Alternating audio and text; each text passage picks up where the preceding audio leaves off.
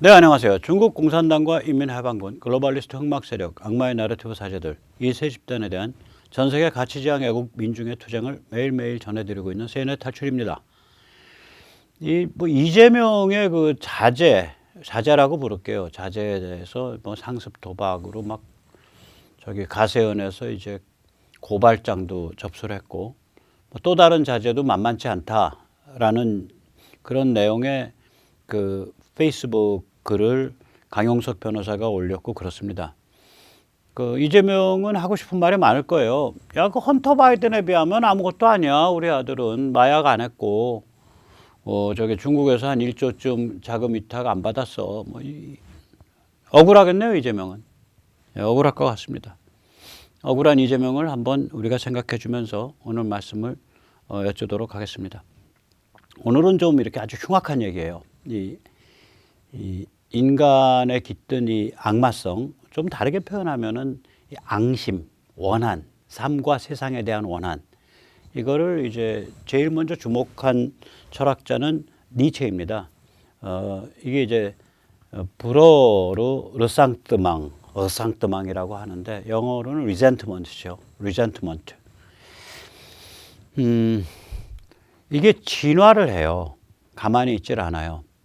이 프랑스 혁명 때 1789년서부터 해서 한 10년 정도 자코뱅의 피해 잔치가 벌어졌을 때 저 상큘로트 그 두 도시 이야기, 찰스 디킨스인가요? 찰스 디킨스의 두 도시 이야기 같은데 아주 잘 나오죠. 그 세상을 부숴버리겠다라는 그런 생각을 가진 하층민, 또 그것과 결합해 있는 또라이 지식인들, 또 그것에 날뛰어가지고 연설을 하고 다니는 선동가들. 그 누구였나? 마라 같은 사람들이요. 여러분, 저들을 물리쳐야 됩니다. 저들을 가만히 내버려두면 저들은 우리의 목을 잘라서 피가 냇물을 이루어 길거리를 적실 것이며 우리의 아내와 딸들은 강간당한 후에 살해당할 것입니다.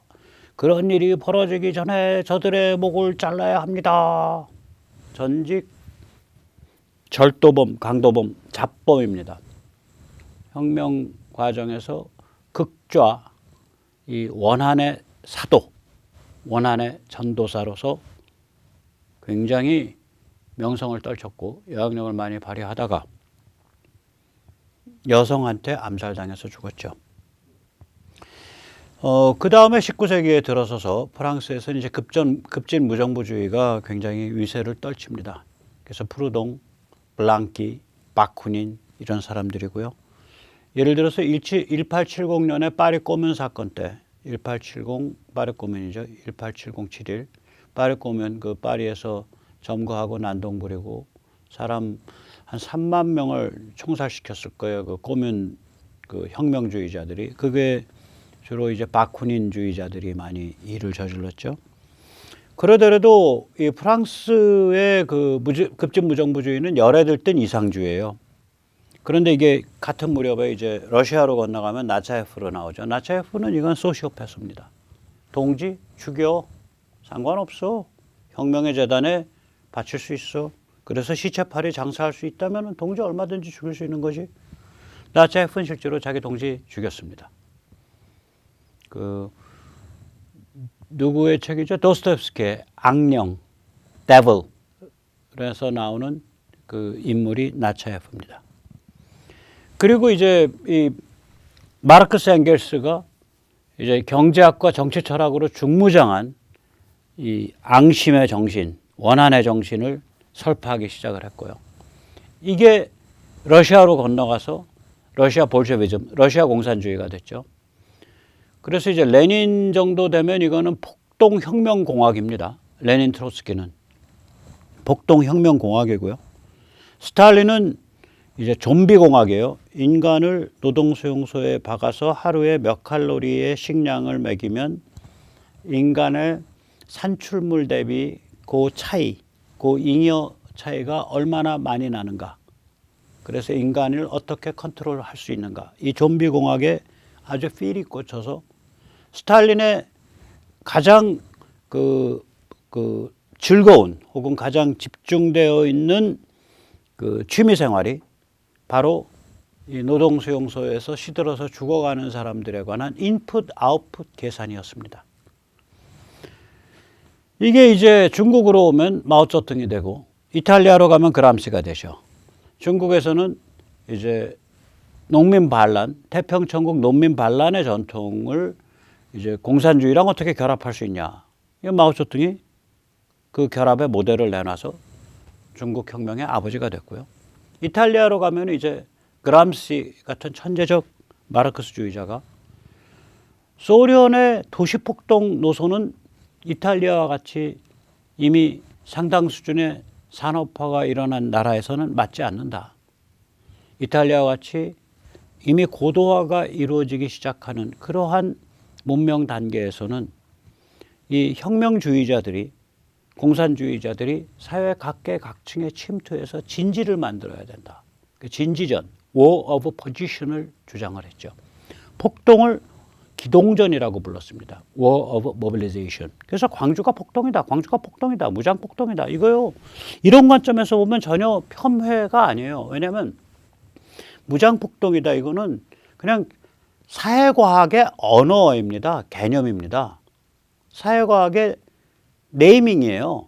거기에는 광주를 뭐 특별히 더 높여서 추앙하는 것도 없고 그 단어 자체에는 광주를 폄하해서 깔보는 얘기도 아니에요. 그람시, 레닌, 마르크스 무장폭동 얘기 엄청 했습니다. 공산주의만 그런 거 아니에요. 정치학하는 사람들, 역사학하는 사람들 무장폭동 얘기 엄청나게 했어요. 제가 한 가지 보여드리겠습니다. 여기서 영어로 아임드 리벨리온을 구글링을 해서 찾아보겠습니다. 예, 구글링을 해서 찾아보면 수백만 건의 검색 결과가 나옵니다. 그런데 이 중에서 이걸 특별히 이렇게 그 폄훼하는 뜻이 아니에요. 예를 들어서 위키피디아 뭐라고 했냐. 아임드 리벨리온 무장폭동에 대해서 무장을 했지만 제한된 폭동으로서 일종의 반란이다. 이렇게 돼 있어요. 그래서 만약에 당시의 정부가 이 주체를 인정하지 않게 되면 이것은 반란이 되고 그 정부에 의해서 정부는 반란으로 규정하게 되고 그때의 항쟁, 리볼트, 봉기는 반란 행위가 된다. 그 위키피디아 얘기예요. 위키피디아 약간 왼쪽이거든요. 굉장히 냉정해요. 여기에는 무슨 뭐 폄훼도 없고 찬양도 없고. 그래서 우리가 좀 그런 생각을 하게 됩니다. 자, 어쨌거나 그 레닌, 트로츠키, 스탈린은 이제 폭동 혁명공학입니다. 그리고 이제 특히 스탈린은 그 중에서 좀비공학, 이때 좀비공학이라는 건 아까 말씀드렸듯이 인간을 이제 노동수용소에 가다 놓고 인풋 아웃풋을 계산하는 거예요. 인간에게 몇 칼로리 먹었더니 몇 칼로리에 해당하는 곡식이 생산됐다. 이거예요. 마오쩌둥, 그람시 방금 말씀드렸고요. 그 다음에 이게 이제 김일성으로 가면 영생교고요. 폴포트로 가면 학살교가 되죠. 이게 이제 자꾸 바뀌는 거예요. 그러다가 서방에서는 이제 공산주의가 체제 경쟁에서 자본주의를 이길 수 없다는 거가 60년대 들어서게 되면 이제 확연하게 드러나요. 40년대까지만 해도 체제 경쟁에서 공산주의가 이길 거로 봤었어요. 그러다가 특히 이 페트로케미칼이나 근본적인 기술 발전이 이쪽에서 굉장히 빨리 진행되고 나서는 저 공산주의는 도저히 체제 경쟁에서 될 수가 없어라는 생각이 60년대에 들어오게 되고 60년대 프랑스에서는 68, 미국에서는 히피가 터지죠. 반전 히피가. 이때가 되면 이미 공산주의의 흔적은 별로 안 남아요. 그때 공산주의라는 거 급진 혁명 노선. 닥치고 해체예요, 그냥. 닥치고 해체, 디컨스트럭션. 원래는 저기까지 해서 약간 또라이성으로 끝나야 돼요. 그런데 저게 1990년경부터 글로벌리스트들의 축복을 받습니다. 그래서 글로벌리스트들의 축복을 받으니까 저게 학계에 대대적으로 들어가게 되고요. 언론에 대대적으로 포진하게 되고요. 저 사람들이 떠드는 소리가 마치 금과 옥조인 것처럼 띄워지게 되는 거예요. 그래서 이 닥치고 해체를 주장하는 저 원한 앙심의 진영, 저는 그걸 깡드르 쌍뜨망이라고 이름을 붙였습니다. 진영을 이제 영어로는 캠프, 프랑스어로는 이제 깡이라 그러거든요. 그러니까 camp of resentment죠. 깡 de ressentiment. 앙심 진영, 원한 진영이에요. 그게 1990년 글로벌리스트의 뒷배를 업고 우리의 정신을 주도해 온 지가 한 30년 됩니다. 예를 들어서 저 닥치고 해체의 그 가장 중요한 흐름 중에 하나인 프랑스 좌파 포스트 모더니즘. 대한민국에서 1991년에서 95년 사이에 제목과 부제에 포스트 모더니즘이란 단어가 들어간 책이 약 1,500권 출간됩니다. 하루에 2권 이상 나왔다는 얘기예요. 휴일 빼고 나면. 그 정도로 저기가 밀고 들어온 거예요. 미국서도 마찬가지고. 전면을 주도하게 된 거예요. 그래서 이제 여기서 어디까지 갔냐. 이 원한 진영이 나는 공산주의자입니다. 공산혁명의 관점에서 생각하면 그 혁명의 가장 중요한 요소 중에 하나가 바로 엔젠더, 트랜스입니다. 잠깐만, 공산주의자라고 자기들이 말하는 자들이 어디까지 망가져 있냐. 성별 구분을 파괴하는 것이 공산혁명의 중요한 프로그램의 하나다라고 얘기를 해요. 엔젠더 트랜스라는 게 그거 아니에요? 바이든이 집권하자마자 그 남성에서 여성으로 바뀐 사람이 여성 그 스포츠에서 뛸 수 있다라고 행정명령 내린 그 엔젠더죠. 젠더가 남녀 두 개가 아니라 N개, 무한히 많다. 호르몬으로 내분비 바꾸고 외과 수술로 성기 갈아 끼우고 내가 선택한 성으로 너의 섹스를 완전히 해방시켜라. 이게 이제 엔젠더 하는 애들, 사람들의 그 관념이거든요. 따라서 지금 자기 성기를 바꿔 끼우고 자기 섹스를 위해서 자기 성기를 바꿔 끼우고 호르몬 체계를 바꿀 정도니까 여성의 뱃속에 있는 태아에 대해서 경멸하는 흐름하고 같이 가게 되죠. 태아는 생명이 아니고 여성에겐 출산 순간까지 낙태할 자유와 권리가 있다라는 그런 아주 극단적 낙태 자유론하고 엔젠더 떠드는 자들이 힘을 같이 갑니다. 저게 같이 가게 되죠. 그리고 이제 우리는 공산주의자로서 이런 그 엔젠더 트랜스가 공산혁명의 굉장히 중요한 프로그램이다. 중요한 한 부분이다. 저것이야말로 공산사회의 이상적 형태를 지향하는, 그러니까 가리키는 지표가 될 수 있다. 이런 식의 주장이 나와요. 한번 직접 보세요. 여기 보면 이제 여기 출연한 사람의 오른쪽 둘은 아마 좀 여기 보시면 아시겠지만 오른쪽에 있는 둘은 남성에서 여성으로 꾸민 사람들일 거예요. 남성에서 여성으로 트랜스한 사람들일 거예요. 그 중에 이제 오른쪽 아래에 있는 저자가 뭐 이름도 복잡해서 제가 말 안 하겠는데 발음으로 보면 스코틀랜드 아니면 오스트레일리아 출신이고요. 저는 둘 사이에 저기 발음을 잘 구별을 못해요. 아무튼 이제 그 잉글랜드 발음이나 저기 미국 발음은 아니죠. 지금 현직 그 뉴욕대 교수입니다. 그리고 자칭 공산주의자고 어떤 관점을 가지는지 한번 직접 들어보십시오. Why do we say that? Trans liberation calls for communist revolution. Starting with the big one. Okay, I'm going to leap on this first, but then I promise I will take a backseat. You know, the dominant, like, say, liberal bourgeois reframing of trans liberation as trans rights and recognitions, kind of say, based in the supposedly successful pattern of, like, say, gay liberation transformed into rights and recognitions realized at the level of the state in some places, not everywhere. We make the claim that not only is this insufficient, but that pouring our energy into this thing is actually not going to get us what we want or what we need.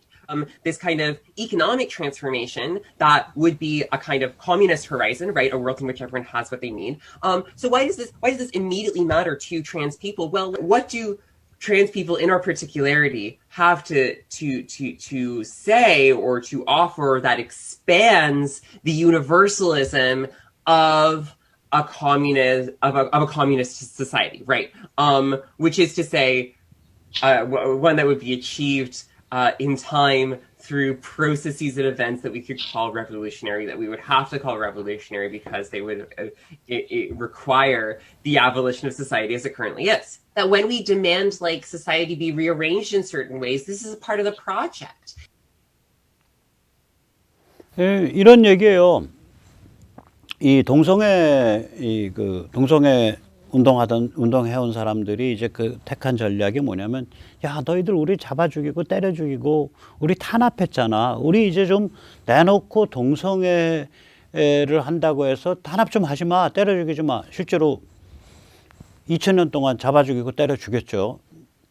예를 들어서 저기 어디지? 프러시아의 그 황태자, 나중에 황제 됐죠. 이 황태자가 젊었을 때 동성애자였어요. 그래가지고 근위대의 장교랑 같이 둘이 도망갔다고요. 사랑의 도피 여행을 갔어요. 그 잡혀왔을 때 근위대 장교는 목 잘려서 죽었고요. 이제 황태자는 죽일 수가 없으니까 봐줬고. 나치 때 나치의 사형 집행 수단은 기요틴입니다. 목 잘라서 죽였어요. 나치 때 동성애자 목 잘라서 죽인 동성애자 숫자가 10,000에서 한 3만 명 될 거예요. 예를 들어서 우리 노래 있잖아요. I left my heart in San Francisco. 우리 뭐 동성애랑 아무 상관없이 노래가 멋있으니까 I left my heart in San Francisco 하고 부르는데 그게 동성애 노래거든요. 왜 그러냐면 샌프란시스코나 필라델피아는 그 동성애의 메카를 뜻해요. 도시가. 동부에선 필라델피아, 서부에선 샌프란시스코. 그래서 나의 사랑을 샌프란시스코에 두고 떠났네. 실제로 그 작사 작곡한 사람이 동성애자로서 그때 자기 커플이 헤어진 상태에서 아마 그 노래를 지은 걸로 압니다. 그런 데서 이제 그럼 동성애 쿼터가 있단 말이에요. 그 전부터 동성애자들이 몰려 사는 동네. 거기에 이제 그 백인 왈패들이 가서 야 오늘 가서 저희 패것들 저 동성애꾼들 우리 가서 오늘 손 좀 보자 가서 이제 때리고 이제 맥주병으로 머리 찢고 그러다 보면 뭐 한두 명 죽을 수도 있고 뭐 그런 식으로 억압을 했고요. 영어로는 서덤이라 그러죠. 남자 간의 학문 선교. 이 서더미를 처벌하는 법률이 각 주마다 다 있었습니다. 텍사스가 맨 마지막까지 그 법률이 유지됐는데 그 법률이 텍사스에서 그 철폐된 게 2002년 뭐 이래요. 한 20년밖에 안 돼요. 즉 다시 말하자면 대한민국은 동성애 이런 걸 가지고 떠벌리지 마. 그 대신에 너희 뭐 그냥 그 하부칼처로 그냥 묻지 않을 테니까 뭐 하든가 말든가 알아서 해. 그 대신에 그거 가지고 막 사회에서 뭐 대단히 무슨 진취적인 것인 듯 뭐 자유스러운 것인 듯 떠들지 마. 이런 식으로 이 조선 땅에선 그렇게 왔죠. 저희는 동성애란 이유로 사람 때려 죽이거나 목 잘라 죽이거나 감옥에 보내거나 이런 적이 없어요. 근데 저쪽 서방은 다르단 말이에요. 최근까지 그런 일이 있었죠. 심지어 이제 컴퓨터의 아버지라고 부르는 알란 튜링, 그 저기 케임브리지대 교수고요. 수학 천재고 2차 세계대전 때 그 저기 독일의 암호를 푸는 기계를 만들었죠. 그리고 이제 그 이진 논리학으로 나타낸 모든 명제는 기계적으로 처리할 수 있다를 증명한 사람이에요. 그 명제를. 그래서 thinking machine이라는 개념을 만들었죠. 생각하는 기계. 그게 이제 지금 컴퓨터가 된 거예요. 그래서 컴퓨터의 아버지라고 불리는데 2차 대전 끝나고 그러니까 소년 남창을 돈 주고 산 혐의로 기소당하기에 이르르자 이제 그 청산가리를 표면에 묻힌 사과를 한 입 베어 물고 죽었죠. 그래서 애플 컴퓨터에 그 한 입 베어 문 사과, 그게 알렌 튜렌의 동성애를 가리키는 거 아니냐 그런 얘기가 도는데 애플은 거기에 대해서 NCN입니다. 확인도 부인도 안 하고 있는 걸로 알고 있습니다. 어쨌거나 이제 동성애자들이 그렇게 당해왔기 때문에 한 2000년을 야 우리 그렇게 부당하게 박해받아왔어 라는 희생자, 빅팀으로서 자기를 나타내서 야 저 불쌍한 사람들 저거 이제는 좀 그 인정해줘야지 이렇게 해서 동성애가 사회에서 인정받게 됐다 이 얘기예요. 그런데 트랜스는 그렇게 갈 일이 아니다. 트랜스는 그렇게 희생자로 이렇게 포지셔닝해서 우리 참 그 성적 정체성 혼란 일으키고 있고 그래서 우리 자살률도 높고 이런데 우리가 자기가 원하는 대로 저기 호르몬 어렸을 때부터 먹을 수 있고 성장 멈춤 다음에 자기가 원하는 대로 수시로 성기를 바꿔 끼울 수 있으면 우리 인생이 행복해질 것 같아. 우리도 좀 행복해질 수 있게 인생을 살게 해주세요. 이런 희생자 코스프레 혹은 희생자 포지셔닝으로 트랜스 문제를 풀 일이 아니다. 트랜스 문제는 혁명적으로 풀어야 된다. 트랜스가 진정으로 해방될 수 있는 길은 공산사회밖에 없다. 그걸로 풀어야 된다. 그 얘기하는 거예요 지금. 세상에 이 정도까지 삶과 세상에 대한 원한을 가지고 있는 진영이 있는 거예요. 깡드 르상뜨망이 있는 거예요. 제가 왜 이 얘기를 하냐. 이 한국 사회에도 이게 있는 거예요. 한국 사회도 이게 있다고요. 근데 한국 사회는 예를 들어서 자 박정희 대통령 쿠데타 하지만 몇 명 죽은 쿠데타야? 빵명, 우남 이승만 어쩌고 저쩌고 하지만 우남 이승만이 대대적 학살 안 했어요. 그 무서운 전쟁 와중에도 직접적으로 대대적 학살을 하라고 이렇게 불을 안 질렀다고요, 저 양반이. 그 하부에서 부분적으로 일어난 건 있지만 만약에 그게 우리가 얼마가 죽은 거예요? 우리 쪽만 한 100만 죽었을걸요. 사상자가 사망자가 수십만 죽었잖아요. 우리가 민간인까지 하면 그 정도의 3년에 걸친 전쟁이고 그게 이념을 끼어 있고 그게 참 30세끼 밥 먹고 살기도 어려운 사회에서 공산주의 이념을 낀 그 정도 전쟁이었다 그러면요. 대대적 규모의 학살이 일어났어야 돼요. 없었단 말이에요. 그거에 비하면. 그래서 우리 사회는 그리고 고도로 급속하게 빨리 발전했고 빨리 발전해서 그 원한이 뿌리를 깊게 내릴 수 있는 그 토양을 없애버린 거예요. 빨리 잘 살게 되면 원한이 깊게 뿌리를 못 내린다라는 명제를 박정희 대통령이 발표를 할 때 뭐라고 발표를 했냐. 잘 살아 보세 5글자로 발표한 겁니다. 그게. 잘 살아 보세의 그 5글자의 의미가 뭐냐면 급속하게 물질적 풍요의 수준을 높여가면 공산주의의 자양분이 되는 원한이 뿌리를 내릴 시간이 없다라는 거예요. 그 우리 재헌회 처음에 소집했을 때 이윤형 목사 겸 의원께서 기도로 시작을 했잖아요. 이윤형 목사의 기도를 가만히 보다 보면 이런 구절이 있어요. 의미가 그래요. 제가 정확하게 뭐냐면 그러니까 사는 게 곤궁해져서 사람들의 마음이 거칠어져 가지고 이 거친 마음을 이용을 해서 이 좌빨 급진주의가 거기에 뿌리를 내리고 있습니다. 하나님 이런 상황을 좀 어떻게 굽어 살피셔서 해결되게 해 주십시오. 이게 악순환에 들어가는 거거든요.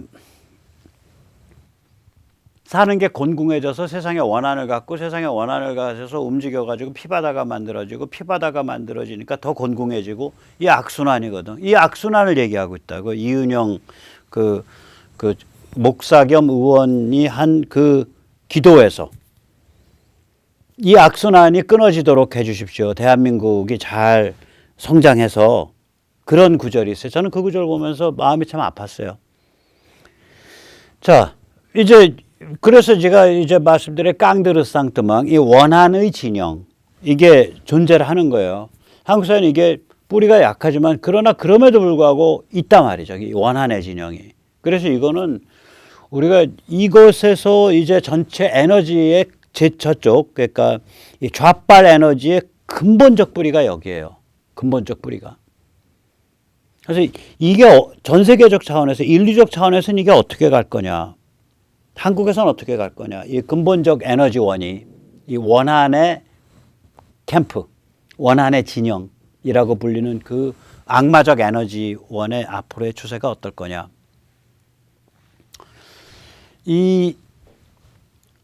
원래 이거는 그냥 이렇게 분리돼 갖고 남아 있어야 돼요. 그냥 옆구리에서 어쩔 수 없는 하나의 그 분야로. 근데 이게 한 지난 30년 동안 우리의 뇌를 점령을 했다고요. 닥치고 해체라는 그런 명제를 가지고. 해체라는 건 원한에서 나오는 거죠. 삶의 근본적인 가치와 원칙과 관점 이거 다 소용없어. 진실거짓 없는 거야. 옳고 그름 없는 거야. 선과 악 없는 거야. 이게 원한이죠.